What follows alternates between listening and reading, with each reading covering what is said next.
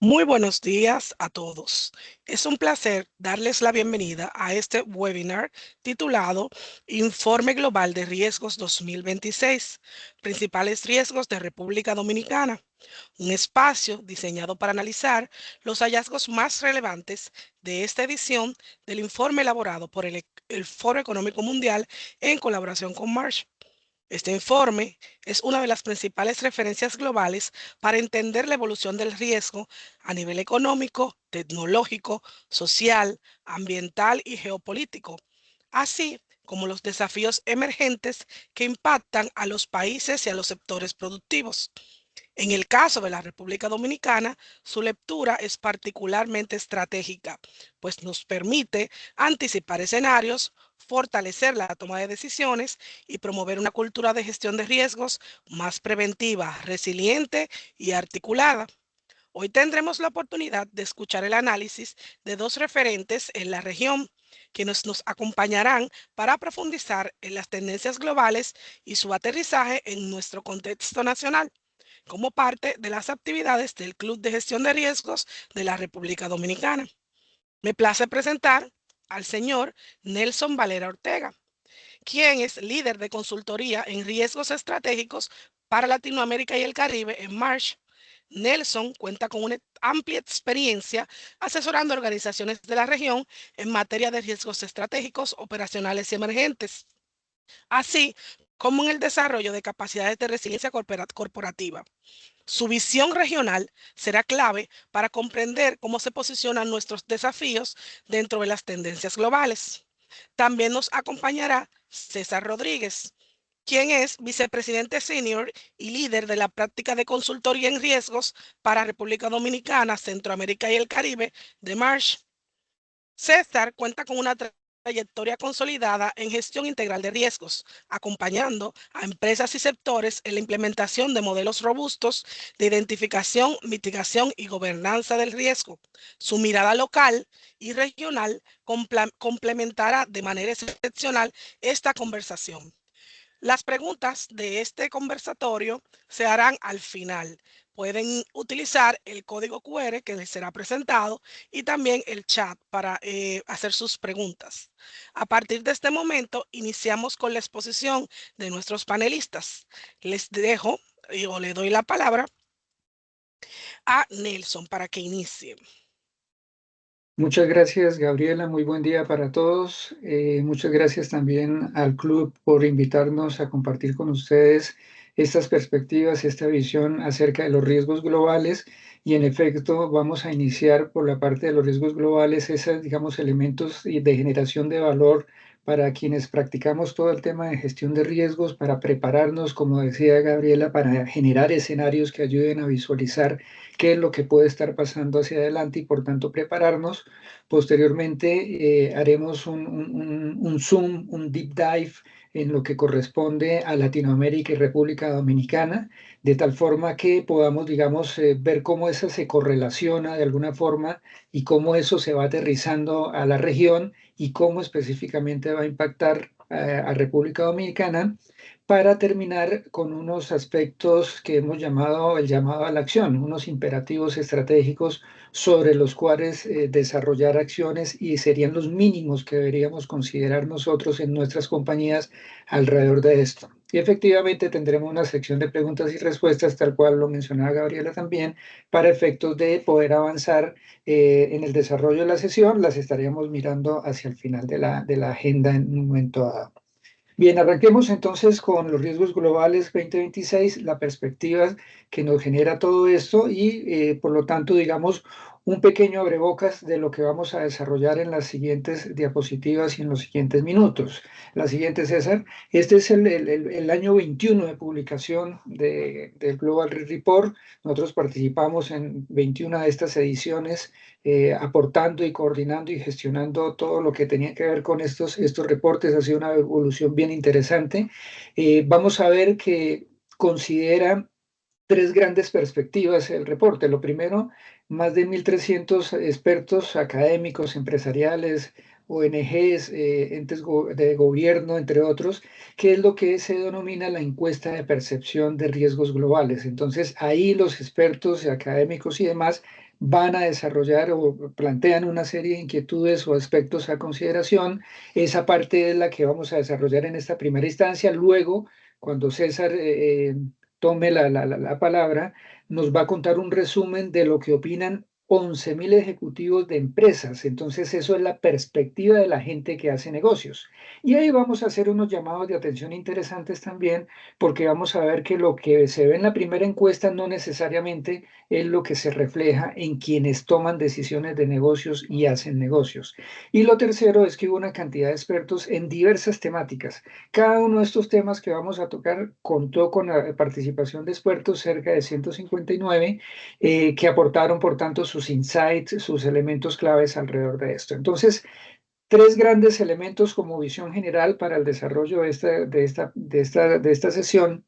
Uno, estamos en una era de competencia. De hecho, ese es el título que tiene el reporte. La competencia, ¿por qué? La competencia por el poder, la competencia por los temas políticos, por los temas económicos, la competencia por infraestructura estratégica, la competencia por elementos o materiales estratégicos, entre otros, que lleva a todos unos temas de confrontación geoeconómica, conflictos armados y demás, que incluso los eventos climáticos entran dentro de esa perspectiva de competencia. Le vamos a dedicar unos minutos a ese tema.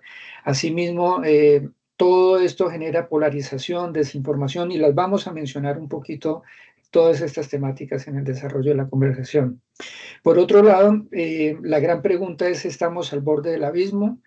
Vamos a ver que hay una percepción de que el clima geopolítico, económico y de estabilidad del orden mundial está cada vez más comprometido. Y me encanta esta frase que aparece aquí como el primer ítem en ese tema del borde del abismo, es que estamos en un mundo multipolar, pero sin multilateralismo. Vamos a desarrollar de manera interesante esa idea también. Y por tanto eso lleva a unos ajustes económicos, a unos ajustes en el desarrollo social, los conflictos, con unos elementos también que generan riesgos sobre las infraestructuras clave y críticas por diversas perspectivas. Lo vamos a enfocar por lo menos en la perspectiva ambiental y por lo menos en la parte geopolítica lo vamos a tocar también. La IA no podemos dejarla a un lado, ni la computación cuántica, que también es algo que ya empieza como riesgo emergente a generar una cantidad de inquietudes. Y bueno, lo tercero para resaltar desde el comienzo es que estamos enfrentando coalición de voluntades. Esa multipolaridad sin multilateralismo pues lleva a unos desafíos donde todos los temas que son desafíos comunes a nivel global está, digamos, siendo comprometidos, y que es fundamental la colaboración. Sin embargo, veremos que hay unos retos muy grandes en esa multipolaridad. Bien, entonces vamos entrando ya propiamente en materia. César, arranquemos con la primera diapositiva ya propiamente del reporte. Esto, una visión muy general de lo que ha pasado en los últimos 15 años. A lo largo de todo el reporte vamos a ver esos colores azul, verde, naranja o amarillo, rojo y morado, que son las agrupaciones, las categorías de riesgos que vemos. Entonces, fíjense de entrada solamente algo. A la derecha encontramos claramente lo que es el 2026. Del 2020 al 2026 había mucho verde, muchísimo verde, incluso desde el 2017. Pero ¿qué está pasando en los últimos tres, incluso particularmente en este último año, en el 2026? Los temas ambientales están siendo desplazados, y eso es una de las grandes conclusiones, desafortunadamente, que tenemos en estos reportes, y en particular en el del 2026. Lo otro que también uno puede resaltar así simplemente mirando los colores es que han empezado a emerger el color morado durante los últimos años. Si ustedes miran, por allá en el 2014 aparece el tema de daños o averías de los sistemas de telecomunicaciones e infraestructura de comunicación críticos, es decir, lo que abordamos con los DRPs famosos, el Plan de Recuperación ante Desastres Tecnológicos. Pero ahorita está viéndose unos riesgos alrededor de dos grandes cosas: la información incorrecta o información falsa, que tiene origen en gran medida tecnológico, y lo que tiene que ver con inseguridad cibernética. Entonces, esos son desde las grandes conclusiones que podemos ver en esta diapositiva. Vamos con la siguiente, César, para empezar entonces a hablar. Y otra de las cosas que mencionaba yo ahorita, teníamos una gran pregunta y era, ¿estamos al borde del abismo? Pues resulta que cuando le preguntamos a las personas en esos más de 11.000 que participaron en la encuesta de cómo está viendo el mundo en los siguientes 2 y 10 años. Fíjense que hay 5 categorías: tranquilo, calmado, estable, inestable, turbulento, tormentoso. Pues resulta que el 50% ve que esto va a estar tormentoso en los siguientes 2 años, que es lo que vemos ahí en morado en la parte superior derecha, ¿cierto? 42 más 8. Pero a 10 años pasan a ser el 57%. Es más, si yo les contara, el año pasado esos dos grupos que lo clasificaban era del 34. Entonces el año pasado 34, pasamos al 50 y se espera que el 57% en 10 años. La lectura de esto es que entonces estamos en un mundo supremamente agitado, agitado. Estamos en un mundo donde claramente la percepción de riesgo y la percepción, digamos, de ese nuevo orden competitivo que se está dando, está generando que se manifiesten cada vez más frecuentes y más continuamente situaciones convulsionadas, situaciones de tensión que alteran el orden en el que se están percibiendo las cosas. Así, podemos entonces, en primera instancia, prepararnos o estar preparados de que lo más común de lo que va a ocurrir ahorita es la inestabilidad, es que surjan cada vez más cosas que van a retar el orden global y que van a retar el orden empresarial al cual pudimos de alguna manera estar acostumbrados durante algunos años. César, la siguiente, porfa. Y entonces ya haciendo, digamos, una perspectiva más específica de los retos, perdón, y de los riesgos que surgen, tendríamos que resaltar algunas cosas bien interesantes. Para este 2026, el tema de la confrontación geoeconómica y el conflicto armado entre estados son los dos primeros riesgos que podrían llegar a generar inestabilidad en el orden global y en el orden regional o incluso en el orden local. Eh, Vemos ahí y retomamos ese concepto del mundo multipolar porque hay una cantidad de capacidades, de potencias que quieren ejercer su dominio, su predominio a través, entre otras cosas, del proteccionismo. Y ahí la confrontación geoeconómica juega un papel bien importante. Lo clave del año pasado fue todo el tema de aranceles, pero la confrontación geoeconómica no se limita al tema de los aranceles. De hecho, la semana pasada, toda esa estrategia de aranceles que estuvo desarrollando el gobierno de Estados Unidos, la Corte Suprema, si ustedes vieron por ahí algo de noticias alrededor de eso, lo echó para atrás. Dijo, eso no es constitucional, por lo tanto el señor presidente de los Estados Unidos en su posesión el 20 de enero del año pasado, que usó esto como una estrategia clave, ahí tuvo que o está replanteando la manera de realizar todo ese tema arancelario. Sin embargo, dijo, bueno, déjanos hacer aranceles generales para todos, 10, 15%, según lo que esté moviendo cada vez, de tal forma que esa confrontación geoeconómica es el principal riesgo que se ve en este momento. Pasa a través de otros elementos, porque no solamente son los aranceles, también son las listas restrictivas, también son los aspectos relacionados con todo lo que tiene que ver con el control de minerales estratégicos o de ciertas tierras estratégicas o de otros elementos estratégicos, como lo que puede estar pasando incluso hoy en día con el estrecho de Hormuz y todo lo demás que se puede estar visualizando. Eh, y el conflicto armado entre estados que finalmente está muy correlacionado también con todo esto.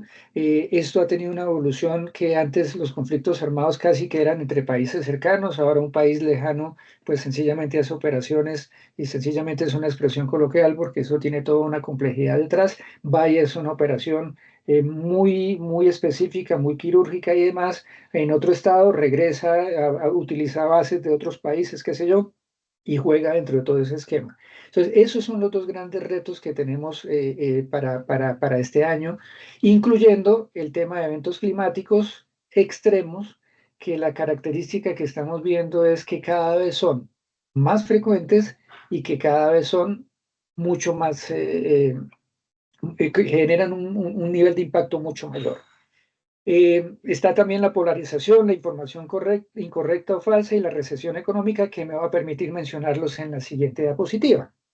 En esta diapositiva, estos son los retos globales a 2 y a 10 años. Entonces ya mencionamos algo sobre confrontación geoeconómica, ahorita le vamos a dedicar otros minuticos a ese tema, y entonces surge el tema de la información incorrecta o falsa. Entonces, la polarización que se está dando en los países, la polarización que se está dando en la sociedad, son de los elementos que están siendo mucho más impactados con todo el tema de la información incorrecta o falsa. Y ahí implícitamente está involucrado todo el tema de la inteligencia artificial.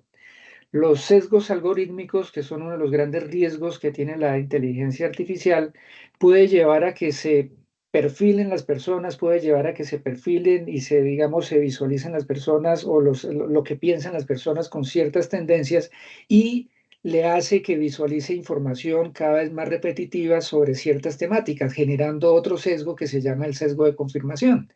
Y eso lo que lleva es que a través de los algoritmos que tienen las plataformas de redes sociales particularmente, pues cada vez emitan más información sobre algo del interés de ciertas personas o de todos nosotros, y en la medida que se da esa reconfirmación y confirmación y confirmación, casi que esa expresión coloquial que utilizamos de que una mentira repetida muchas veces casi que se convierte en una verdad. Y eso de fondo es la información incorrecta o falsa que por tanto, siendo utilizada de una manera, digamos, a propósito para poder afectar la imagen, poder afectar las perspectivas de las personas, poder afectar lo que se piensa sobre algo, eso genera, digamos, unos riesgos muy importantes para las organizaciones, para los gobiernos, que se unen mucho también con el tema de la polarización social, que es el siguiente riesgo que aparece ahí. Bien. Eh, ¿Qué tenemos que nosotros estar preparados? Pues tenemos que estar, digamos, gestionando todos estos riesgos y vamos a ir desarrollando algunas ideas también alrededor de eso, de qué tenemos que hacer. Mencionamos los eventos climáticos extremos también, y lo veíamos en la diapositiva pasada, y ahí me voy a permitir pasar al tema del largo plazo. Fíjense que en el largo plazo sí tenemos 5 riesgos en verde, son 5 riesgos ambientales pero desafortunadamente siguen siendo desplazados, sigue viéndose que la prioridad que tienen estos riesgos y la cantidad, digamos, de expertos que responden que estos son riesgos críticos, digamos, se atenúa con el paso del tiempo.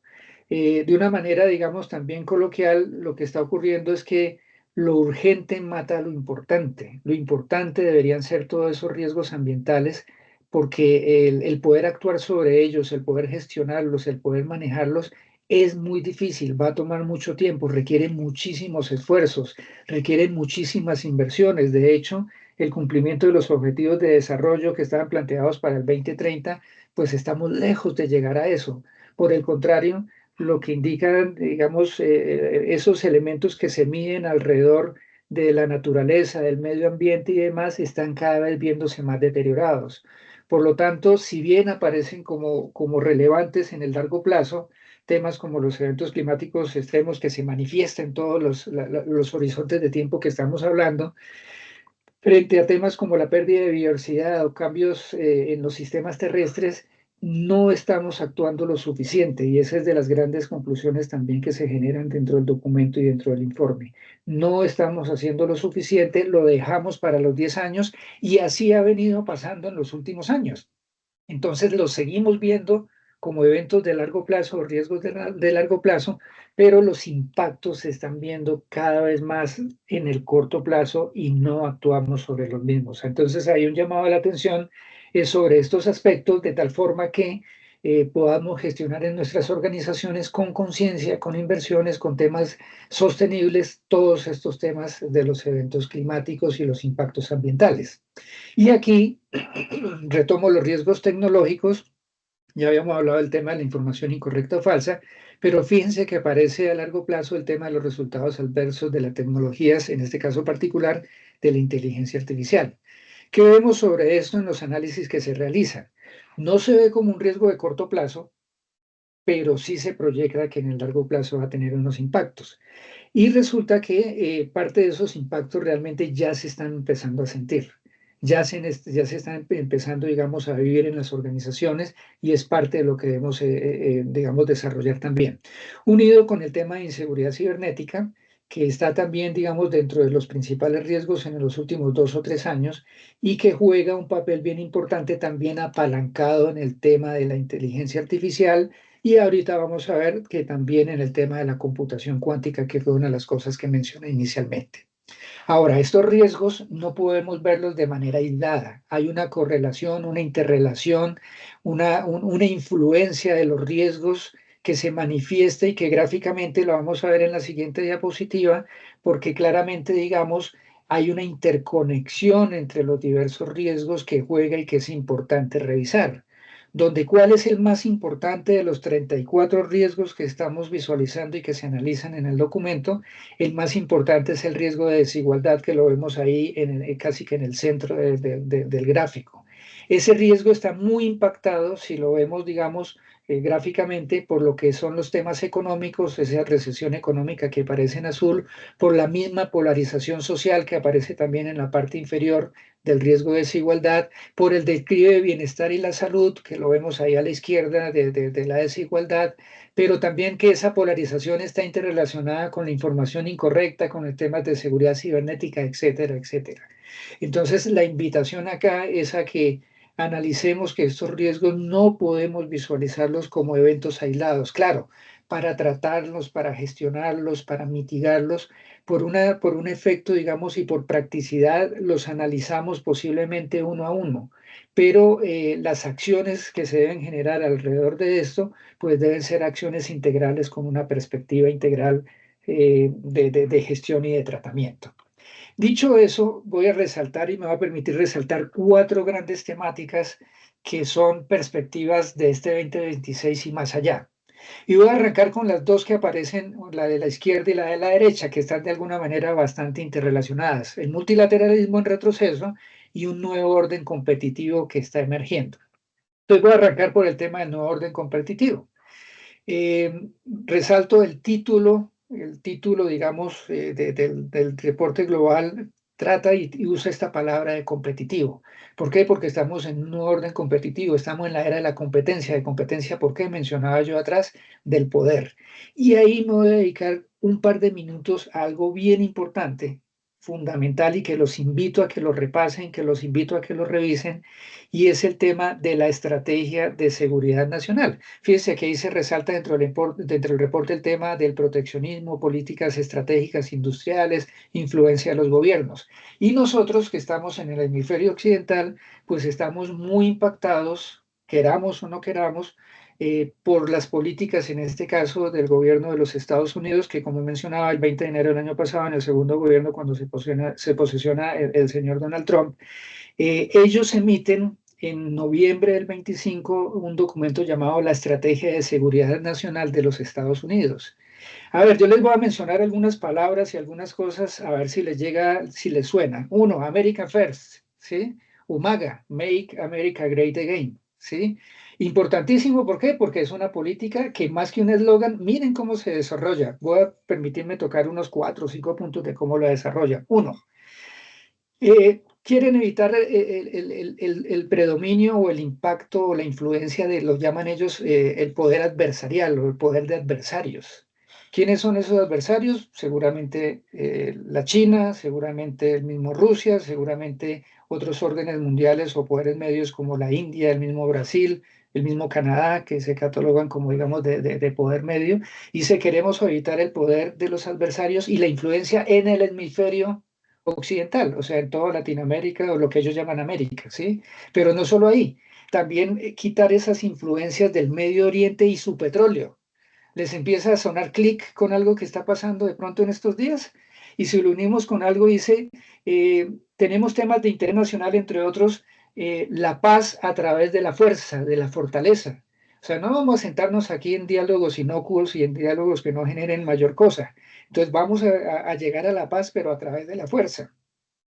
Entonces vamos perfilando, vayan por favor perfilando algunas de estas cosas. Otro que de lo que dicen es, vamos a transferir las cargas. Nosotros Estados Unidos estamos llevando muchas cargas de todo el mundo, de por todos lados, ¿y por qué tenemos que llevarnos todas esas cargas? Vamos a decirle que cada uno se lleve sus problemas. Entonces, no sé si han escuchado que en el tema de la Organización del Tratado del Atlántico Norte, la OTAN, les ha dicho, yo no les voy a poner tanta platica ya, ustedes se encargan. La OTAN está cubriendo es lo que tiene que ver con Europa. Entonces, Europa, ponga la platica. ponga la platica. Ustedes están ayudando a Ucrania y la OTAN está ayudando a Ucrania en la lucha contra Rusia. No me interesa meterle mucha plata. Sí, yo los apoyo, pero la platica la ponen ustedes. Yo voy a quitar esa plata porque estoy afectando el bolsillo de mis contribuyentes. Están buscando restaurar la dominancia energética, entre otras del petróleo.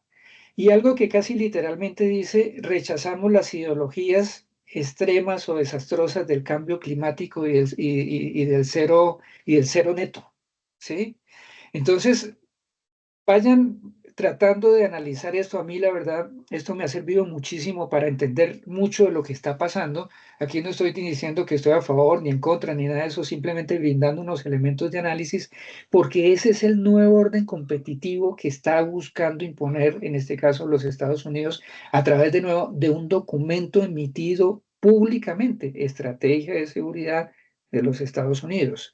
Y hay un capítulo en particular para todo lo que tiene que ver con el hemisferio occidental, donde países como República Dominicana pueden jugar un rol muy importante para toda esa estrategia de seguridad, porque ellos buscan fortalecer sus cadenas de suministro críticas, buscan fortalecer dentro de todo eso, tener la autonomía, digamos, energética, entre otras cosas. Ahí también los invito a que de pronto busquen en Internet lo que habló el señor primer ministro de Canadá en Davos hace 2 meses, y él habla justamente del orden competitivo. Dice, esto no es una transformación, esto no es un cambio, esto es una disrupción lo que está ocurriendo, donde los países de poder medio, incluyéndose Canadá, tienen una influencia y vamos a jugar un papel bien importante. Y eso entonces me voy para la parte izquierda del multilateralismo, porque claramente, digamos, ese orden multipolar, y cuando se pregunta en la encuesta sobre el orden multipolar, efectivamente se dice, vamos a estar en un orden multipolar, pero sin organizaciones que representen esa multipolaridad. Y el multilateralismo, por el contrario, va a generar deterioro en esas grandes organizaciones que serían las llamadas a solucionar o a cohesionar a todo el mundo, caso la ONU, la OMS, entre otras cosas, que tienen unos roles bien importantes a nivel global. Entonces, la cooperación internacional se está deteriorando, se está afectando de manera muy importante. Los intereses nacionales están primando sobre esa cooperación global, y muchas de estas cosas que estamos hablando acá, pues requieren para su desarrollo y para su gestión cooperación global. Y por lo tanto, es cada vez más difícil abordar de manera global todos estos problemas que son compartidos. Entonces, ese gran tema de la competencia y el orden global, ahí lo podemos ver enmarcado, claramente, reitero, muy, muy afectado por todo lo que es la estrategia de seguridad de los Estados Unidos. Pasando al otro tema, riesgos tecnológicos, entonces estamos en una época donde la confianza sobre los temas digitales está supremamente cuestionada, deteriorada por todos estos aspectos que hemos hablado, de la inteligencia artificial, de cómo todo el avance de la computación está afectando, y en particular dos temas, la inteligencia artificial y la tecnología cuántica. La inteligencia artificial ya dejó de ser lo que se llama una tecnología de frontera, o sea, como algo innovador que está por allá en el borde, que alguien está explorando, sino que ya es algo que está en la práctica como parte de las organizaciones y de las estrategias de las organizaciones. Ahí voy a resaltar al menos tres elementos sobre el impacto que tiene en la parte social y laboral. Uno, claramente lo primero que estamos viendo es que ayuda a generar muchas eficiencias, muchísimas eficiencias. Entonces, prácticamente todas las organizaciones están poniendo metas a sus empleados, a sus colaboradores, de utilización de este tipo de cosas. Dos, el tema del reto sobre la gente.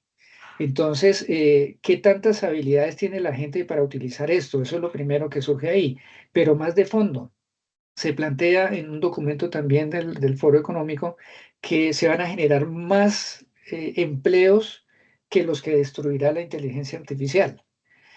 Pero ¿qué tipo de empleos? Empleos intensivos en tecnología y con unas habilidades tecnológicas bien importantes. Y ahí hay una brecha social grandísima sobre ese tipo de aspectos, digamos, y por lo tanto se requiere que trabajemos en nuestros colaboradores y en formar nuevos colaboradores para efectos de poder contar con estas habilidades y potenciar estas cosas. Por lo tanto, lo que se llama el reskilling, es decir, cambiar los skills que tenemos hoy en día, o el upskilling, y es fortalecer las habilidades, juega un papel bien importante dentro de todo esto. Y finalmente, dentro de la inteligencia artificial está el tema del impacto que tiene en la sociedad. La parte, digamos, humana y cognitiva de las implicaciones de la inteligencia artificial puede llevar a que como seres humanos dejemos de utilizar habilidades que en la medida que se aletarguen esas habilidades, pues vamos a tener impactos en todo el tema de los procesos mentales que podríamos tener. Y en el tema de la computación cuántica, muy rápido, para mencionar, la computación cuántica es una cosa bien extraña. Nosotros estamos acostumbrados a que los bits, y por eso se llama bit binary digit, es 0 o 1, y así funcionan los computadores actuales. Y resulta que en la computación cuántica algo puede ser 0 y 1 a la vez. Es una cosa bien extraña, muy física, de todas estas cosas que vienen de los temas cuánticos.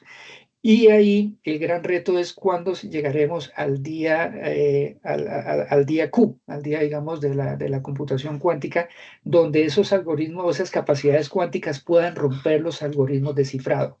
¿Y qué significa romper los algoritmos de cifrado? Hoy en día, si hay alguien por acá de tecnología, todo esto está basado en unas cosas que se llaman cifrado de RSA 2048, y hay unos, digamos, son cifrados muy robustos, pero que la computación cuántica, en caso de llegar a ese día Q, va a descifrar esa información y va a quitar las llaves de cifrado y va a poder revelarlas, y en horas vamos a saber cuáles son esas llaves de cifrado, y todo lo que tenemos hoy montado sobre seguridad prácticamente no va a servir para nada. Por lo tanto, se está pidiendo a las organizaciones, sobre todo en el sector financiero inicialmente, que empiecen a implementar cosas que se denominan los algoritmos postcuánticos. Estamos trabajando, por ejemplo, en esas temáticas con algunas organizaciones, porque ya existen esos algoritmos postcuánticos, porque hoy ya están recogiendo mucha de esa información que está cifrada, pero el día que lleguemos a ese día Q, ese día pues va a poder llegar a ser descifrada y van a poder saber esos secretos industriales o información personal que está ahí puesta. Entonces, la computación cuántica no sabemos si va a ser en 3, en 5 o en cuántos años, pero es algo que ya es inminente que va a llegar. Y bueno, para hacerle la palabra a César, el tema ambiental ya lo hemos mencionado. Esto está impactando muchísimo la infraestructura. Ustedes allá en República Dominicana sufren mucho de esto por todo el tema ambiental y el impacto, digamos, de los efectos climáticos extremos, y con una connotación muy importante. En general en el mundo la infraestructura está envejecida y por lo tanto es más vulnerable a los temas climáticos. Y por lo tanto todo el tema de cadena de suministro se impacta y puede generar unas consecuencias muy importantes desde el punto de vista económico y humanitario. Entonces, dicho eso, pues cedería la palabra a César para que avancemos en la parte ya de aterrizar hacia Latinoamérica y República Dominicana. Gracias, Nelson. Bueno, en esta parte, digamos, como Nelson lo mencionó al comienzo, el informe global todos los años recoge dos perspectivas. Una primera perspectiva que fue todo lo que habló Nelson, que es creada principalmente por expertos de riesgo, que son personas que están pensando en esos riesgos globales que impactan sociedad civil, gobierno y definitivamente las empresas. En esta parte entramos a lo que se llama la encuesta de opinión ejecutiva. Esa encuesta de opinión ejecutiva, y Nelson lo mencionaba, que recoge esa perspectiva de los empresarios, de las personas, líderes de negocio, cómo impacta o cómo ellos creen que va a impactar esos riesgos, sus procesos de toma de decisiones para hacer negocios principalmente. ¿Sí? En esta primera parte queremos compartirles un poco cómo se ven, y acá vamos a tener dos visiones. En años anteriores, cuando veíamos la perspectiva global y la perspectiva latinoamericana, generalmente teníamos como unas distorsiones importantes entre esas visiones. ¿Y por qué se daba eso? Porque momentos económicos no son similares. Sin embargo, cuando hoy empezamos a ver estas dos perspectivas que tienen algunos elementos muy parecidos, casi exactos, cambian de orden, empezamos a reconocer que estamos todos en este mundo globalizado con unos impactos muy similares en una visión muy de corto plazo. ¿Sí? Si lo vemos en el tema de global, y miren que lo primero que resalta es hace muchos años, desde después de la pandemia, empezamos a ver cómo esa desaceleración económica, puede que no caigamos técnicamente en recesión, pero sí se ha presentado una desaceleración en las economías y en las diversas economías, pues sigue marcando esto. Y cuando vamos a tener mayor incertidumbre por los temas que mencionaba Nelson, de los temas geopolíticos o geoeconómicos, pues definitivamente una desaceleración profunda podría darse, afectando fuertemente los negocios. En el caso de global, y miren lo que en el de Latinoamérica, también encontramos todo el tema de falta de oportunidades económicas o desempleo. Y esa preocupación viene desde varias perspectivas. Una primera es asociada principalmente a la informalidad o altos niveles de informalidad en las economías. Si lo vemos en Latinoamérica y a nivel mundial, pero en Latinoamérica la mayor cantidad de empresas son familiares y no necesariamente todas alcanzan a tener un grado de formalidad y empiezan a generarse los empleos informales. Ahora lo voy a mencionar un poco cuando veamos Dominicana, que esto se evidenció mucho después de la pandemia, esos tipos de trabajos informales, y lo vivimos de una forma diferente en la pandemia. Viene, y Nelson lo mencionaba al final, y mírenlo en el global y en el de Latinoamérica, como los servicios públicos y protección social insuficiente. Cuando hablamos de servicios públicos y protección social, nos hablamos de todo lo que generalmente los gobiernos proveen a sus ciudadanos. ¿Y esto qué quiere decir? Infraestructura de agua y saneamiento público, infraestructura eléctrica. Esto habla de hospitales, sistema de salud, sistema de pensiones, todo lo que es lo que llamamos la seguridad social. Y miren algo importantísimo, y estos dos puntos, el de falta de oportunidades y el de servicios públicos, que tienen una connotación muy social hoy en día, son preocupaciones y están en la cabeza de los empresarios para hacer negocios.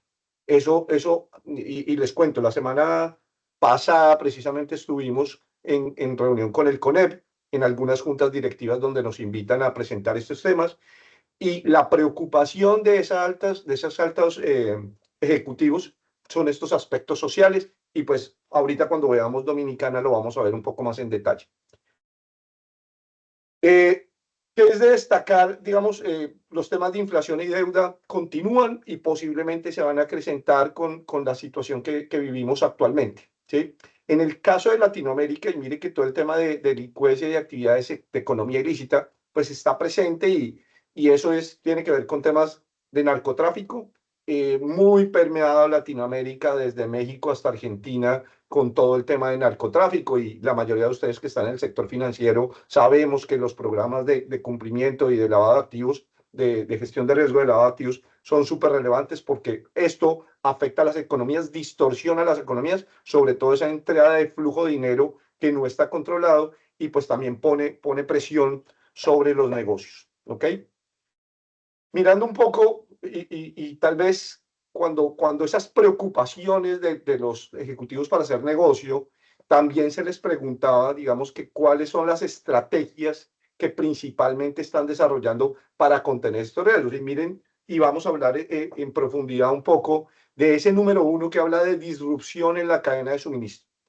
Este riesgo, a pesar de que no lo vemos en el top 1 este año de la encuesta ejecutiva, sí lo vemos que las estrategias sí se enfocan principalmente en esa disrupción. Y cuando hablamos de disrupción es porque son cambios tan abruptos, sistémicos y repentinos que las organizaciones tienen que empezar a lidiar con eso. Y en el caso de Dominicana, y si lo vemos, pues definitivamente somos una isla donde dependemos en gran medida del comercio mundial, importamos gran cantidad de cosas para el crecimiento de la nación, para eso, y por eso las estrategias de disrupción de cadena de suministro son el número 1 de los ejecutivos, y que esperaríamos que en República Dominicana también fuera el número 1. Sí, en este caso sí quiero darle un poco de espacio a Nelson para que nos cuente más en detalle todo lo relacionado con este riesgo de interrupción de cadenas de suministro. Gracias, César. César y Nelson, Adelante, me Gabriel. gusta una pregunta para ustedes. Sabemos que el informe, se recolecta la información el año anterior. O sea, en el 25 se estuvo recolectando la información de lo que estamos viendo hoy. ¿Qué ustedes creen que habría pasado si todo lo que está pasando ahora con Irán y el tema de Estados Unidos hubiese sido en el año, o sea, en el 25? Creo que estaremos viendo un informe muy parecido a lo que pasó cuando estaba Rusia y Ucrania en su apogeo. Sí, Entonces, a sí. ver, Adelante, César. una precisión ahí, digamos, tienes toda la razón, el informe se elabora en la segunda parte del año, en el segundo semestre, ¿sí? Realmente se elabora la primera parte metodológica, la preparación previa, se recoge la data hacia finales de septiembre, octubre, y ya se empieza a hacer el análisis contablemente. O sea, hay una perspectiva en la última parte del último Q que es importante porque permite no estar tan alejado del corto plazo. Y eso es súper relevante para poder tomar decisiones y sobre todo los análisis que se elaboran en el informe. Ahora bien, si empezamos a ver el riesgo geoeconómico y el tema de conflicto entre estados, venía desde el año anterior, ¿sí? Digamos, son riesgos que han venido escalando, han estado presentes, pero han venido escalando. No sé si recuerdan en la gráfica que mostraba Nelson, del top 5 de los riesgos de los últimos 15 años, los riesgos fueron dinámicos. Y eso es un mensaje importantísimo y es que los riesgos no son estáticos, los riesgos se mueven de acuerdo a la realidad del momento, ¿sí? Y nos cambian las prioridades. Y Nelson lo mencionaba que decía, ¿por qué los temas ambientales, que son tan relevantes y siempre se están desplazando en el tiempo, es porque nos cambian las prioridades anualmente? En el caso del informe, yo creo que algo importantísimo y yo creo que esos riesgos emergentes, esa perspectiva de futuro, es la que nosotros como gerentes de riesgo, como responsables de las áreas de riesgo y los líderes deben estar considerando, ¿sí? Para sus modelos de negocio y no ser netamente reactivos. Creo que la pandemia nos enseñó que somos altamente reactivos y poco anticipativos y de prevención. Y eso es una de las partes importantes de la reflexión del informe. No sé, Nelson, si algo a complementar de la pregunta de Gabriel. Solo complementaría que en los últimos 4 o 5 años, justamente los riesgos de confrontación geoeconómica y los riesgos de conflictos armados entre estados ha estado entre los 5 primeros, siempre han estado. Por lo tanto, podría jugarse un poquito hacia arriba o hacia abajo, pero están ahí en el top de lo que tenemos que visualizar. Entonces, solo redondearé por ese lado. ¿Vale? Y bueno, y retomando aquí entonces por el tema de las cadenas de suministro, y digamos, esto es bien importante que lo evalúen, digamos, por la naturaleza, digamos, de la connotación de isla, de qué tantos recursos son propios o qué tanto vienen de afuera y demás, que es significativo, digamos, lo que es la dependencia de las cadenas de suministro. Justo en la siguiente diapositiva, y digamos que me atribuyo la autoría del título de esta diapositiva, La policrisis en acción sobre las cadenas de suministro. Si recuerdan, antes habíamos visto la telaraña, digamos, de la integración de riesgos, ¿cierto? Entonces, aquí en la mitad vemos ese riesgo azul que se llama interrupción de cadenas de suministro de importancia sistémica, interrupción hacia arriba, la interrupción en la infraestructura crítica. Entonces, esa palabra policrisis tiene unas connotaciones bien interesantes porque hay una ley que se llama la ley de Murphy, ¿cierto? Que tal vez algunos de ustedes la han escuchado. Si algo está saliendo mal, seguramente tiene la tendencia a empeorar. Pues también la podemos aplicar acá y podremos haberle puesto ese título. Las cadenas de suministro siguen la ley de Murphy, ¿sí? ¿Por qué razón? Fíjense que ahí resaltamos las principales interrelaciones de la cadena de suministro. Hacia arriba a la izquierda podemos ver un poco, digamos, algunos de los elementos, perdón, perdón, miro aquí bien, hacia abajo a la izquierda, perdón, todo el impacto económico sobre las cadenas de suministro. Vemos también ahí catástrofes naturales y cambios críticos de los sistemas y impacta la cadena de suministro. Los temas de inflación impactan la cadena de suministro. Abajo a la derecha encontramos la concentración de recursos impacta, la confrontación geoeconómica impacta, los conflictos armados, la escasez de talento, la escasez de recursos naturales, la inseguridad cibernética. Esos que están ahí resaltados, incluyendo la violencia intraestatal, por ejemplo, que es crítico en países como Colombia y hoy en día, digamos, de lo que está pasando eventualmente en México. O sea, aquí el tema de la cadena de suministro tiene unas, digamos, se refleja en la cadena de suministros los impactos de muchos de los riesgos. Y por lo tanto, como aparece ahí ya en la parte descrita en la izquierda, los impactos geopolíticos, los eventos meteorológicos extremos, la infraestructura envejecida nuevamente, la interrupción cibernética y robo en el transporte por bloqueos y suplantación de señales, que es lo que se llama como jamming y spoofing. Y eso no es solamente en los camiones, eso también pasa en buques, también hay ese tipo de anulación de señales o de suplantación de señales para hacer creer que la carga está en una posición y llevarla para otro lado. La escasez de mano de obra calificada, eso es crítico en este momento en muchos países, particularmente en Estados Unidos y en Canadá. Hay una escasez del 20% de la mano de obra, digamos, por ejemplo, para operadores de unidades móviles, de camiones, ¿sí? Y el impacto en general de los fenómenos naturales como inundaciones, terremotos, entre otras cosas, todo tiene un impacto sobre la cadena de suministro, ¿sí? Y ahí es importante, por lo tanto, que tengamos en cuenta algunos aspectos. La siguiente diapositiva, César. Uno, que hay impactos financieros claramente, digamos, establecidos, ¿sí? Algunos datos interesantes de pronto para que lo tengamos en cuenta. Y figura ahí, Asia concentra el 82% de la capacidad de fabricación de semiconductores. Si yo dependo de semiconductores, pues ahí tengo un riesgo bien importante. Hay cuellos de botella y dependencias ocultas muy importantes. ¿Qué son los cuellos de botella? Que yo pues, supuestamente diversifico mis proveedores, pero normalmente los proveedores de mis proveedores no tengo ni idea qué pasa. Y entonces cuando empiezo a mirar eso en profundidad, pues resulta que o mis proveedores le compran a un proveedor por allá en Shanghai o por allá en Vietnam, y por lo tanto si ese proveedor falla, pues en últimas me impacta a mí. De hecho, nosotros con una herramienta que tenemos de análisis de estas cosas que ayuda a mapear todos esos proveedores, hemos identificado en nuestros ejercicios que el 65% de las empresas tiene una botella, un cuello de botella crítico en algún punto de su red a nivel mundial. Y no lo sabemos. Y son dependencias ocultas. Por lo tanto, esa visibilidad limitada, aguas arriba, como se conoce en este argot, de lo que serían proveedores tier 2 o tier 3, son muy complejas de manejar. El tema del orden competitivo, ya le dedicamos un buen espacio a hablar de todo eso. Digamos, resaltar de pronto acá el tema de la escasez y control de recursos es un reto emergente, incluyendo el agua, incluyendo el agua. En los análisis que hemos realizado en muchos países, y bueno, para ustedes que están en una isla también se vuelve un tema supremamente crítico, la dependencia del agua es un tema que se está volviendo un riesgo estratégico para muchas organizaciones, ¿sí? Así como la autosuficiencia energética y todo el tema de control de sanciones y regulaciones que se tiene que dar, ahí se incluye todo el tema de prevención de lavado de activos. No puedo dejar de mencionar por la coyuntura que tenemos ahorita que es importante resaltar que 2/3, digamos, del comercio mundial, 2/3 del comercio mundial pasan por 4 puntos.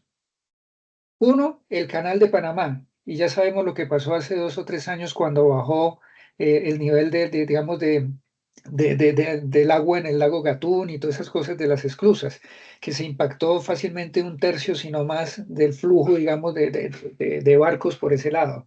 Pero los 4 puntos son el Canal de Panamá, el Estrecho de Malaca, se llama en inglés, el Estrecho de Hormuz y el Canal del Suez. El Estrecho de Hormuz en particular, que es donde estamos ahorita con todo este tema del conflicto, por ahí pasa el 20% del petróleo que se comercializa a nivel mundial, ¿sí? Entonces, el impacto que está teniendo eso es supremamente crítico. Y si ustedes lo analizan, recordemos la política de seguridad que mencionaba hace un rato, control estratégico de los recursos, control del tema energético, evitar el dominio de otros actores poderosos sobre el petróleo y la energía del Medio Oriente. ¿Recuerdan que lo mencionaba hace un rato? Pues fíjese que de lo que sale ahí por ese estrecho y de lo que se genera en esos países árabes, el 20% de eso va para la China, ¿sí? Y si a eso le unimos que ya la China tampoco está recibiendo tanto petróleo que recibía de Venezuela, que hay otra historia también conexa, pues obviamente China ya levantó la mano y dijo, necesito que me dejen transitar por ahí. Y Irán es un aliado clave para China en ese tema del petróleo y le está diciendo, podemos ser muy aliados y lo que sea, pero necesito que me abra el paso por ese estrecho. Entonces, miren todas esas implicaciones tan complejas que hay. Y bueno, para no detener mucho más en esto, pues tenemos muchos retos y posibilidades de resiliencia, mirando todo esto como un tema estratégico en las organizaciones. César ya mencionaba, la gestión de riesgo con programas más enfocados para los siguientes años está en el tema de cadena de abastecimientos. Entonces tenemos rivalidades crecientes, unas cadenas de suministro supremamente inestables, conflictos prolongados que pueda afectar a nuestra región y en este caso particular a República Dominicana, y por lo tanto todo esto lleva a situaciones de fragilidad de las organizaciones y de los estados. Por lo tanto, un foco muy importante de las organizaciones es la cadena de suministros. Adelante, César.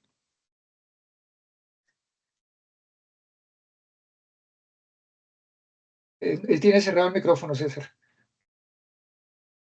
Correcto. Miremos un poco en República Dominicana cómo ha sido la evolución de esos riesgos a lo largo de los últimos 5 o 6 años. Y por qué lo pusimos en este panorama es, uno mira para atrás y la pandemia fue hace 6 años, ¿cierto? 2020. Y empezamos a ver que la pandemia nos movió el piso a muchas de las organizaciones y ahí empezamos a detonar muchos de los riesgos que teníamos. Y algo que mencionaba el informe de 2021, y Nelson lo colocaba en el título de las cadenas de suministro, hablaba de la policrisis que generó la pandemia, y es que empezaron a dispararse diferentes crisis en ese momento: crisis del sistema de salud, crisis de desempleo, crisis de las cadenas de abastecimiento global. Entendemos que en esa época hubo el problema de la disponibilidad de containers y las restricciones, porque no había comercio, se cae el comercio. Se dispararon todas esas crisis y por eso se le denominaba la policrisis. Sin embargo, posterior a la pandemia, en el informe tal vez de 2022 se mencionaba que ya no solo era la policrisis, sino se acuñó otro término que hablaba de la permacrisis. Y la permacrisis decía que esas crisis que los veíamos muy de corto plazo llegaron para quedarse y a perdurar durante periodos demasiado largos que no habíamos considerado, ¿sí?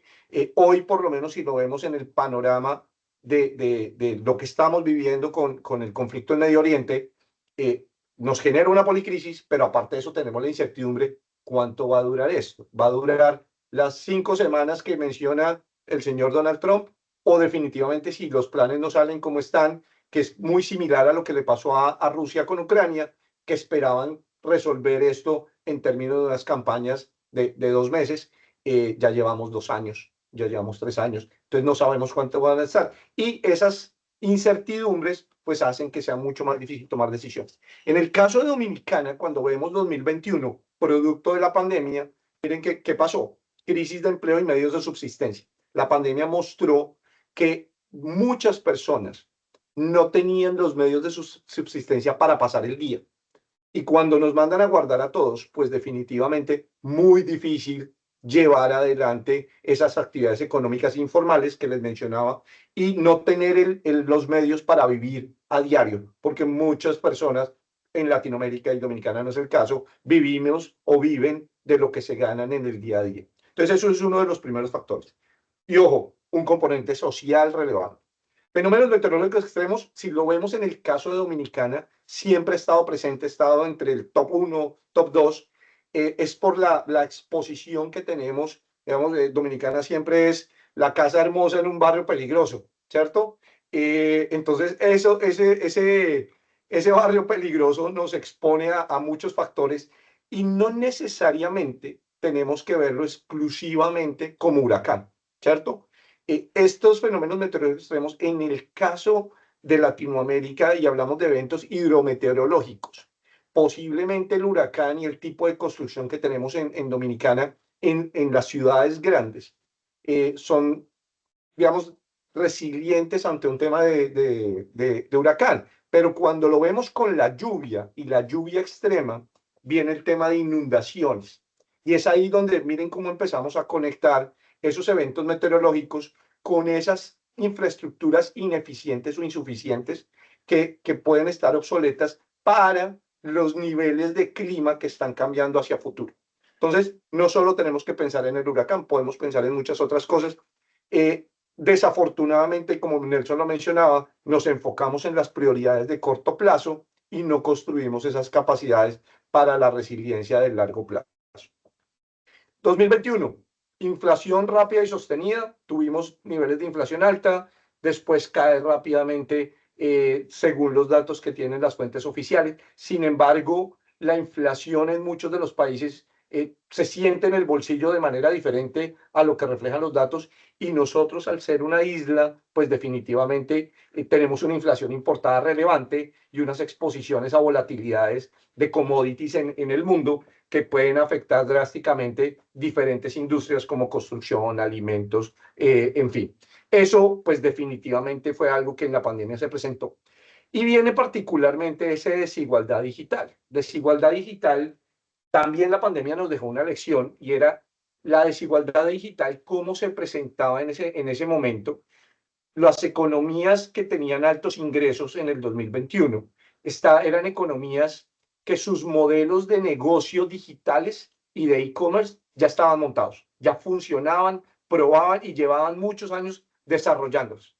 Cuando llega el tema de Dominicana y de Latinoamérica en general y nos mandan a guardar, no necesariamente las organizaciones tenían esos modelos digitales de operaciones o de procesos implementados. Si al caso algunos estaban haciendo unos desarrollos, no estaba formalizado, y eso empezó a generar unas brechas con esas economías avanzadas. Y adicional, el que la tenía ya presente, pues definitivamente capitalizó ventajas frente a sus competidores.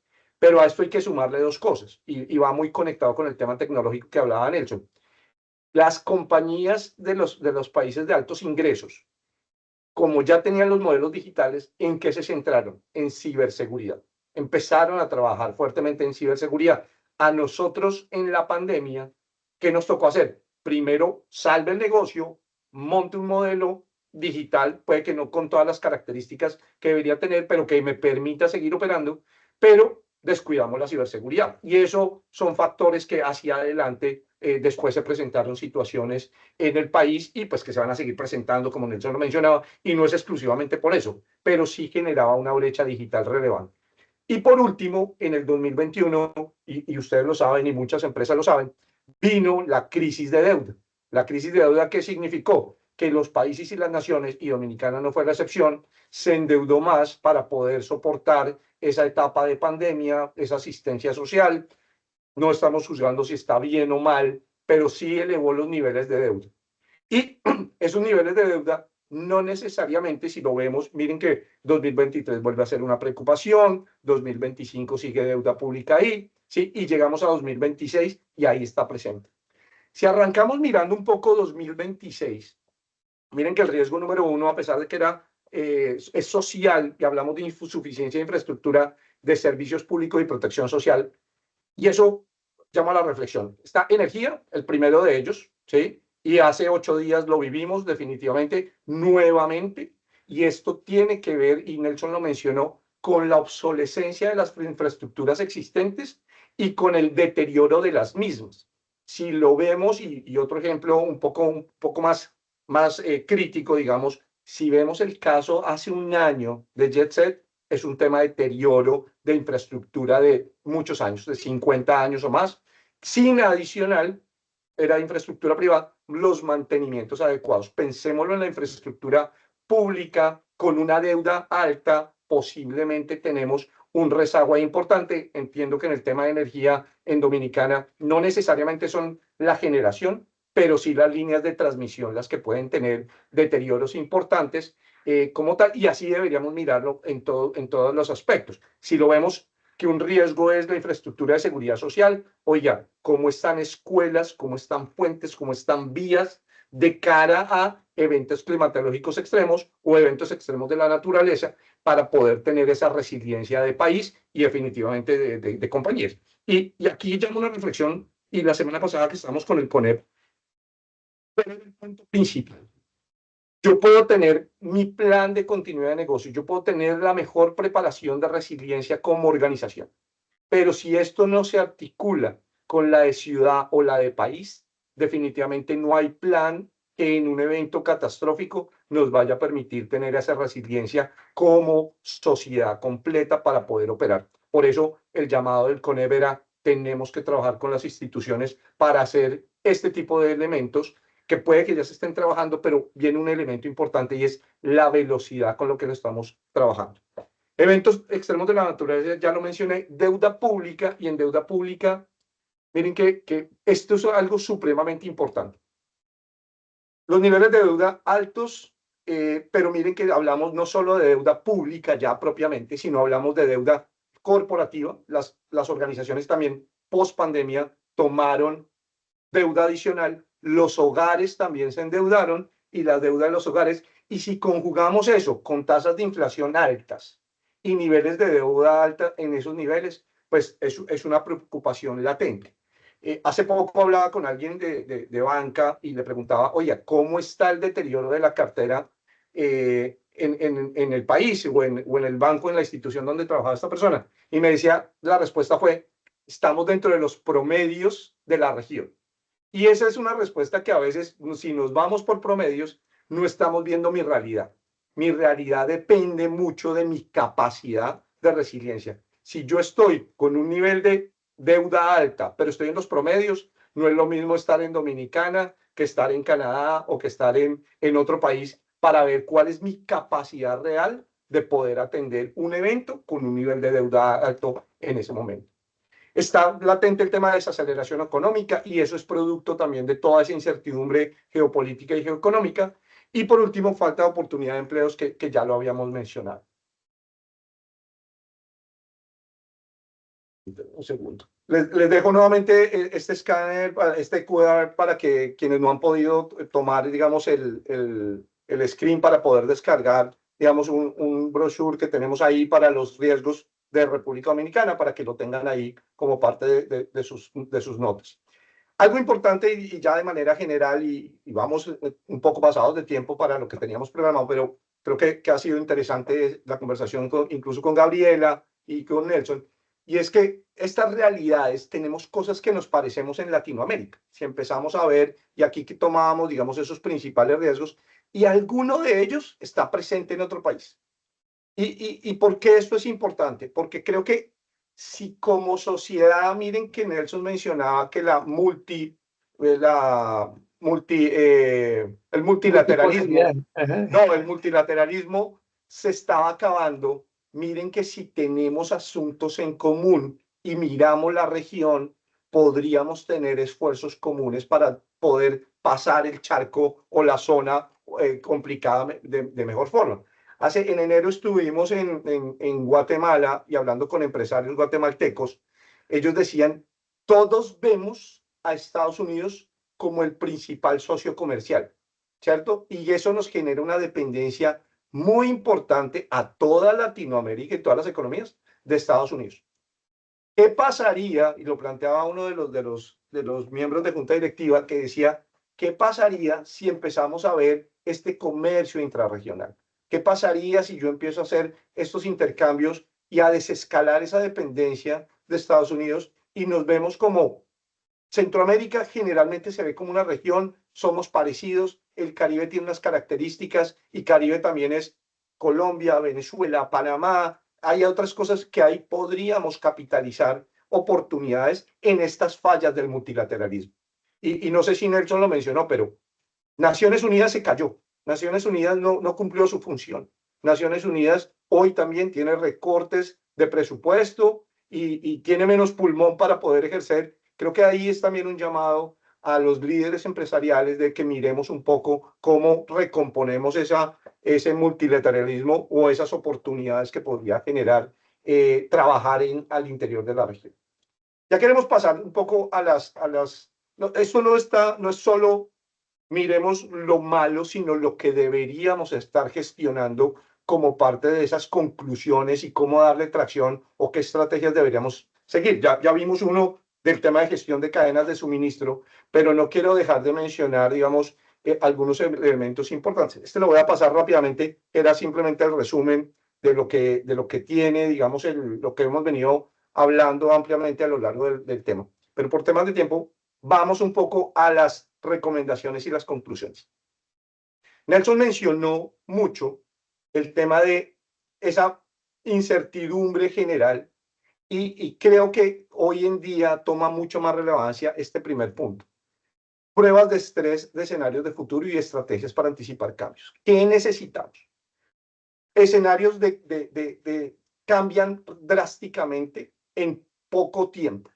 Y eso nos lleva a que tenemos que tener esos escenarios, tenemos que tener una visión de prospección de escenarios de futuro. Piensen lo que un CEO maneja la disrupción, cómo toma decisiones un CEO en un mundo tan altamente volátil y acelerado. Simplemente tiene que empezar a trabajar en creación de escenarios. Nosotros hoy, y con Nelson en Latinoamérica, trabajamos desarrollo de modelos para clientes para poder generarles información para tomar decisiones frente a estas volatilidades. Y nos está pasando mucho que nos piden análisis de apetito de riesgo y de riesgo sociopolítico. Y uno dice, venga, y estas dos cosas, ¿cómo me las empiezo a comer en mi modelo de negocio? Estas pruebas de estrés retan las estrategias de las compañías, retan los mapas estratégicos de las compañías, retan el mapa de riesgos de las compañías. ¿Será que estos riesgos los tengo presentes? Mi modelo financiero de corto y largo plazo considera estas situaciones y empezamos a ver efectivamente por dónde el modelo financiero y el modelo de negocio y la estrategia pueden tener algo que trabajar como tal para poder evitar, digamos, un colapso en ese sentido.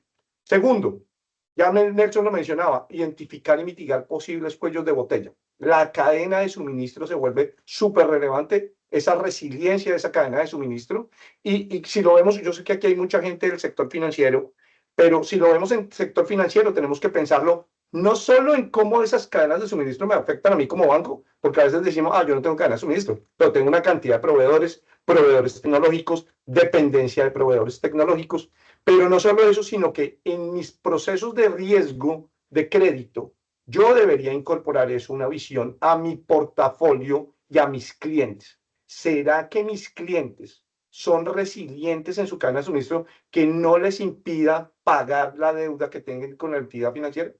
Y eso es algo que uno debería llamar a la reflexión, porque mi experiencia en Dominicana es que pocas compañías trabajan en continuidad de negocio y en tener esa resiliencia organizacional. Los bancos lo trabajan porque es un tema regulatorio, pero ya hay una segunda reflexión. ¿Qué hemos visto en los bancos? Que cuando llegamos a hacer el plan de continuidad, a revisar su plan de continuidad, los escenarios son los mismos de los últimos 5 años y no hemos actualizado esa nueva panorámica de comercio mundial y de situaciones que podrían afectar para poder retar efectivamente esos planes de continuidad. Y ahí trabajamos con los clientes en darles esos insights y retar esos planes de continuidad para actualizarlos. Y eso va muy alineado con esta cadena de suministro. El tercero, súper relevante, y yo creo que de los 5 puede ser el más importante de todos, y Nelson lo mencionaba, y era el tema de la inteligencia artificial. ¿Cómo empezamos a tener capacidades de inteligencia artificial? No sé si Nelson lo mencionó, no recuerdo, pero ¿quiénes tienen cuando veíamos el tema de desigualdad digital, miren que quiénes están creando inteligencia artificial y quiénes están usando inteligencia artificial? Y realmente es una industria que está cambiando fuertemente en el mundo. Y esa desigualdad se va a generar es porque aquellos que tengan la capacidad de crear inteligencia artificial van a ser los llamados a tener unas ventajas competitivas y un dominio general.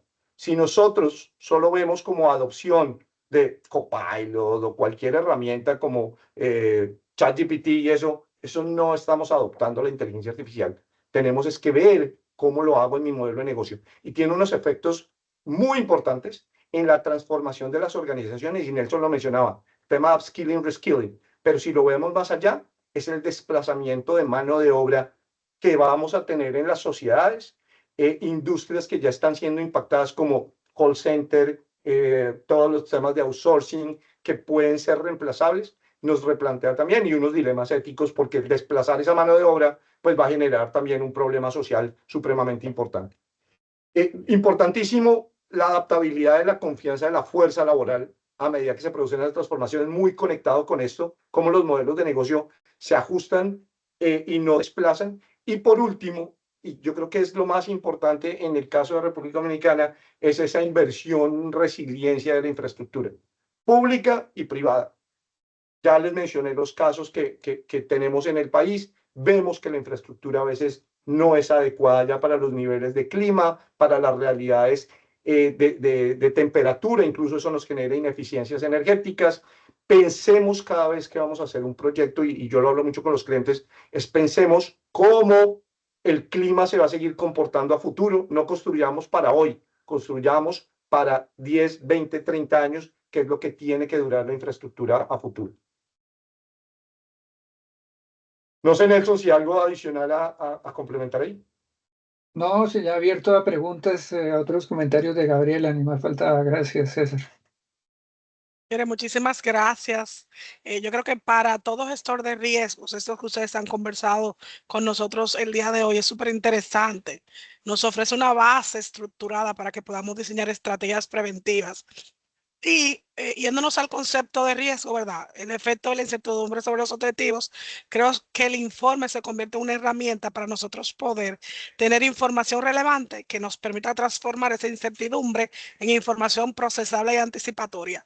Antes de abrir la sección de preguntas, quizás un ejemplo de cómo los países entienden sus riesgos y pueden tomar decisiones.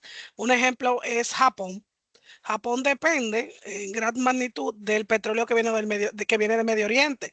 Entonces, ¿qué ha hecho Japón? Pues Japón importó un promedio de 2.8 millones de barriles de crudo y tiene reservas. Mantiene alrededor de 254 días de consumo de combustible. O sea, de alguna manera, ellos han identificado que tienen esa debilidad y tienen una estrategia para poder sobrevivir cierto tiempo hasta que la situación se normalice en el estrecho, que es por donde pasa la mayor cantidad de petróleo que llega a Japón. Entonces, voy a hacer una pregunta que hay por acá, por el chat, Nelson y César dice, la desigualdad digital aparece entre los riesgos más críticos para República Dominicana. Esta pregunta la hace Hansel Blanco. La pregunta es, ¿qué políticas o inversiones deberían ser prioritarias para cerrar esta brecha? Interesantísimo, interesantísimo. Si me permite, ya arranco, César, y de pronto usted precisa algo para República Dominicana. Mire, definitivamente el tema de la desigualdad digital se vuelve un tema supremamente crítico. Yo soy colombiano, vivo en Colombia, y yo recuerdo cuando yo estudiaba en el colegio hace 30 años, hubo algo que se denominó el Plan Nacional de Alfabetización. En ese caso era para que pues, muchos de los colombianos que no sabían leer ni escribir, pues aprendieran a leer y a escribir. Hago la analogía a esta situación de hoy porque más allá de utilizar dispositivos móviles que lo estamos utilizando muchísimos de nosotros, el analfabetismo digital, si me permiten ahí un poco la analogía, debería convertirse en una política pública, de tal manera que se actúe sobre esos elementos y esos cimientos de seguridad, acceso y todo lo demás. Pero hablando de acceso, aún en nuestros países hay una gran brecha de acceso, digamos, a capacidades tecnológicas adecuadas. Llámese a Internet fijo o a Internet móvil 5G, digamos que es lo que tenemos más avanzado ahorita y que ya se está hablando de otras versiones y demás, pero ahí hay unas brechas muy importantes. Por lo tanto, desde el punto de vista, digamos, de gobiernos también, el cerrar la brecha digital implica ese acceso a los temas tecnológicos. Claramente, digamos, el tema de desigualdad también lo vemos en estos temas, digamos, digitales y tecnológicos. Mencionaba yo también un poco el tema, digamos, de las nuevas capacidades tecnológicas que se van a requerir con todos estos temas de la inteligencia artificial. Al menos en el caso de Colombia, recuerdo algunas cifras que faltaban cerca de 70.000 personas con capacidades en general tecnológicas asociadas a ciberseguridad, desarrollo, programación, administración de bases de datos, etcétera, etcétera, etcétera. Esa brecha se va a aumentar con este tema de la inteligencia artificial en la medida que, de nuevo, vamos a tener muchos cargos nuevos, muchos roles nuevos en el mundo digital, pero no tenemos las capacidades y por lo tanto necesitamos desarrollar políticas públicas, tal vez como las que desarrolló la India desde hace 20 o 30 años y que los resultados se ven en estos años, que tiene unas capacidades tecnológicas importantes. Dicho sea de paso, cuando yo estudiaba en la universidad, me acuerdo en mi materia de Administración 2, se hablaba de todos estos países y las políticas, y yo veía eso y me acuerdo, yo pensaba, uy, eso es para dentro de 20 años, ¿sí? Y efectivamente se está viendo los resultados ahora y esas economías emergentes, caso de la India, pues tienen unas capacidades tecnológicas bien importantes porque eso no se cambia de un día para otro y requiere unas políticas muy estructuradas. Ahí, Nelson, tal vez complementar un poco y les menciono un poco la conversación con el CONEP, muy pegado al tema de inteligencia artificial y lo que se mencionaba era lo siguiente, hay oportunidades dentro de estos riesgos para hacer negocios. Sin embargo, tomando infraestructuras públicas, sociales, educación es una que no necesariamente está alineada con esas oportunidades. ¿Por qué? Porque si queremos tener el tema de los chips para procesarlos acá o cualquier otro elemento tecnológico, la educación o el nivel educativo no nos permite capitalizar esas oportunidades. ¿Y qué va a terminar pasando? Y lo mencionaban como tal, es vamos a terminar importando mano de obra calificada porque el sistema educativo no lo puede proveer. Entonces sigue la inequidad como tal tecnológica. Y eso es un elemento importante a trabajarlo desde lo social, desde esos programas que mencionaba Nelson como tal. Perfecto, muchas gracias. Yo tengo una pregunta desde mi parte y está muy ligada a lo que estuvo conversando Nelson. Dice que el multilateralismo está en retroceso y los países están priorizando sus intereses nacionales. Entonces, para nosotros, países de economías pequeñas, economías abiertas, por ejemplo, como son los del Caribe, ¿qué implicaciones tiene esto, Nelson?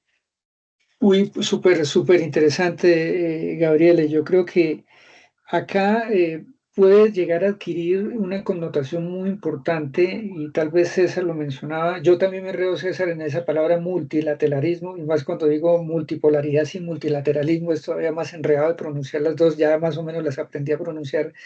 Pero retomando ahí, es fundamental todo el tema de alianzas, alianzas regionales, eso puede cobrar, y me gustó el planteamiento de César muy asertivamente, tenemos problemas comunes, tenemos situaciones en común, y eso puede llevar a que tengamos, por lo tanto, unas posiciones en común para ciertas temáticas. Entonces, ahí van a jugar muchísimo el tema de las alianzas regionales, y no puedo volver a dejar de mencionar el tema de la política de seguridad de los Estados Unidos. En un momento dado, si nosotros tenemos unas alianzas fuertes con los Estados Unidos, ellos en ese balanceo de cargas que mencionaba hace un rato, donde Estados Unidos dice, yo no tengo que llevar la carga de todo el mundo, pero sí voy a apoyar a mis aliados, entre comillas, a los que me conviene, ¿sí? Entonces, si mi país, si mi política, si mi infraestructura es parte de lo que le conviene hacia los Estados Unidos, pues ahí hay unas proyecciones también de oportunidades interesantes para esos mercados como el mercado de los Estados Unidos o buscar ese tipo de alianza. Pero definitivamente este tema de la multipolaridad y multilateralismo lleva a que empiecen a emerger esas capacidades regionales y esos acuerdos regionales que ayudan a mitigar falencias, que ayudan a mitigar situaciones, entre otras cosas.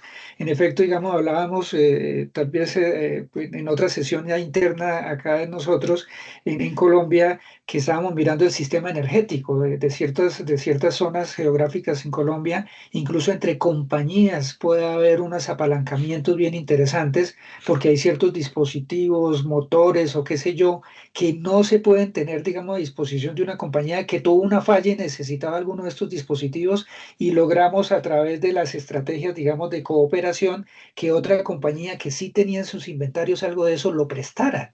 Entonces aquí también empiezan esos acuerdos de cooperación para solucionar potenciales problemas comunes entre agremiaciones, entre sectores económicos, entre otros aspectos. Y ahí puede surgir esa multipolaridad con algunos, digamos, elementos emergentes desde la perspectiva de acuerdos y alianzas regionales o entre gremios particulares. Muchísimas gracias. Al inicio teníamos la mano levantada de Sebastián. No sé si todavía él quiere hacer su pregunta. Le podríamos habilitar el micrófono para hacerla. Ahí nos dejaría saber si este es su interés.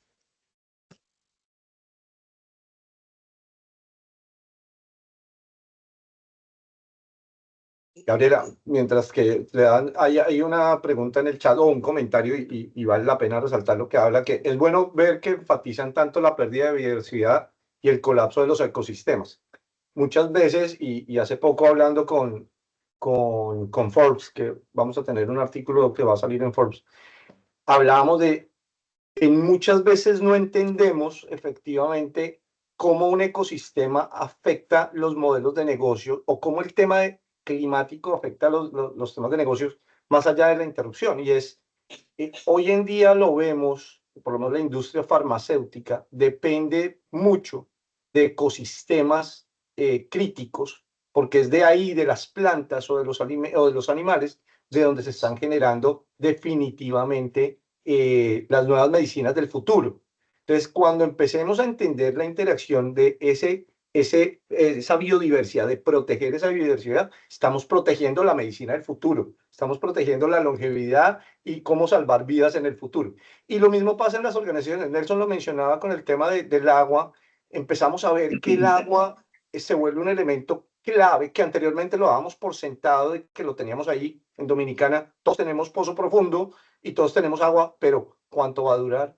La calidad del agua, cómo impacta esa disponibilidad y esa calidad a ciertas industrias de alimentos para poder seguir generando esos ingresos. Entonces, creo que el tema climático no solo limita solo a los eventos extremos de la naturaleza, sino a todo lo medioambiental. Y otra cosa, que no nos centremos solo en cambio climático, que es ese cambio progresivo de largo plazo, sino en la variabilidad climática, esa lluvia repentina, ese cambio de calor, olas de calor, cómo va a afectar o cómo está afectando hoy muchas industrias. Esa ola de calor, cómo afecta los cañaverales para el corte de los empleados. Me toca cambiar horarios. Cómo me afecta las horas de abastecimiento de combustibles porque tengo pérdida de combustible por cambio de calor. Entonces, veámoslo de una manera diferente. Sé que Sebastián dice que tiene interés en preguntar. Sí, fue una pregunta que le hice, pero sí hay otra pregunta en el chat que está relacionada a pruebas de estrés. Dice, ¿qué elementos debemos tener en cuenta a la hora de definir escenarios de estrés en este contexto mundial que acaban de presentar, pero para el caso de la República Dominicana?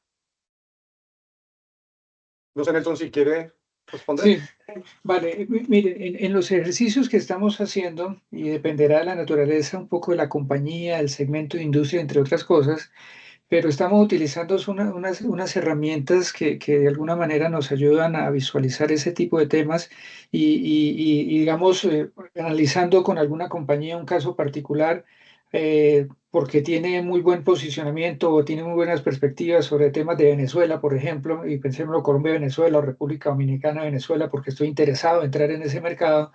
Entonces, se mira algunas variables como, por ejemplo, cuál va a ser el entorno económico y el entorno político. Y a manera de cruz, oiga, un entorno geoeconómico positivo con un entorno político positivo, un entorno político positivo con económico negativo y así esas combinaciones que se pueden dar entre esas, digamos, dos grandes variables que se están analizando. Ahí empieza uno a gestionar una visualización de potenciales escenarios. Escenario 1, 2, 3 y 4, fácilmente, digamos, asociados a este que estoy mencionando, para saber cómo me puedo mover. Entonces, yo puedo hacer un escenario sobre el tema de República Dominicana, por ejemplo, respecto a la relación con Estados Unidos o a la apertura sobre Estados Unidos en ciertos segmentos de industria o de negocio. Y a eso en últimas, identificarle también unas variables clave que delimitan o denotan cualquiera de las posiciones en esos cuatro elementos de los escenarios, de tal manera que pueda llevar a activar o a inactivar una serie de acciones de parte de la organización, evaluando la probabilidad de los escenarios futuros. Casualmente, ayer recibí un comunicado de Global nuestro sobre el tema de la situación de Irán y demás, y utilizan el mismo esquema. Entonces, esos 4 escenarios que están planteados, este con una probabilidad del 40%, este de un 20%, este de 10% y este remoto, empieza, por lo tanto, a gestionar. Dicho de otra manera y en palabras sencillas, identificamos 2 o 3 variables clave que me permitan a mí construir los escenarios que quiero analizar desde la perspectiva económica, política, de negocios o cualquier otro elemento para generar lo que se denomina conciencia situacional. ¿Y cuál es la conciencia situacional? Si estoy en el escenario 1, tengo estas acciones. Si estoy en el escenario 2, tengo estas acciones. Si estoy en el escenario 3, estas acciones y así sucesivamente. ¿Y cuáles son esos triggers o activadores que hacen que yo considere que esté en cualquiera de estos escenarios para ir preparándome frente al de mayor probabilidad, sin dejar a un lado aquellos de poca probabilidad, pero que pueden tener algún tipo de ocurrencia? Entonces, eso es como un comentario general frente a eso. Ahí, Nelson, y tal vez para complementarlo, algo importantísimo y es, a esto hay que ponerle matemática, ¿sí? Si nos quedamos en los escenarios cualitativos, ¿sí? No vamos a tener forma de demostrar efectivamente cuáles son las mejores decisiones a tomar, ¿sí? Esto hay que ponerlo en términos económicos y no solo el análisis que mencionaba Nelson, esto se enriquece con data histórica y con data prospectiva, ¿sí? Y estos dos mundos hay que reconciliarlos en esos escenarios o en esos análisis de esas pruebas de estrés. Porque si lo dejamos en lo cualitativo, ya no nos sirve lo cualitativo. Y adicional, necesitamos modelos robustos que nos permitan velocidad para tomar decisiones. Miren los cambios que están dando. Yo creo que todos los que están acá, y si alguno ya está pensando, se me va a subir el petróleo, se me va a subir el combustible, se me va a subir la energía como tal. ¿Será que estamos no más tomando esas variables, creando escenarios de futuro con un precio del crudo a 100, a 120 y verlo en mi modelo de negocio, efectivamente, cuánto aguanto yo con esos escenarios? Y eso es lo que buscamos con los modelos, que los modelos le permitan a los tomadores de decisión y nosotros como líderes de riesgo en proveer esa información oportuna, anticipada, para tomar decisiones efectivas basada en información confiable y de riesgos. Nosotros tenemos bases de datos globales por todos los temas de siniestros que tenemos a nivel mundial, de eventos como tal. Nos enriquece todo el tema probabilístico, pero eso lo enriquecemos con escenarios y con modelos. Incluso ya tenemos herramientas de inteligencia artificial para hacer modelamiento de escenarios de futuro, para poder ver efectivamente cómo se va a convertir a modelar una variable que nos permita llevarla al modelo financiero del negocio y tomar decisiones efectivas. Que Nelson, César, nos gustaría poder seguir compartiendo contenido con ustedes. Ha sido una ponencia magistral, pero ya se nos ha acabado el tiempo. El video de esta sesión estará disponible en YouTube para quienes quieran tener acceso a él. Agradecemos profundamente a nuestros panelistas por este análisis tan relevante y oportuno, a todos los asistentes que nos acompañan. Les invitamos a seguir participando en las actividades del Club de Gestión de Riesgos de la República Dominicana y que esta conversación nos inspire a mirar al futuro con mayor claridad, compromiso, colocando la gestión de riesgos en el centro de la planificación y del desarrollo de los países. Muchas gracias por su participación. Gracias, Gabriela. Buen día para todos. Que tengan un buen día.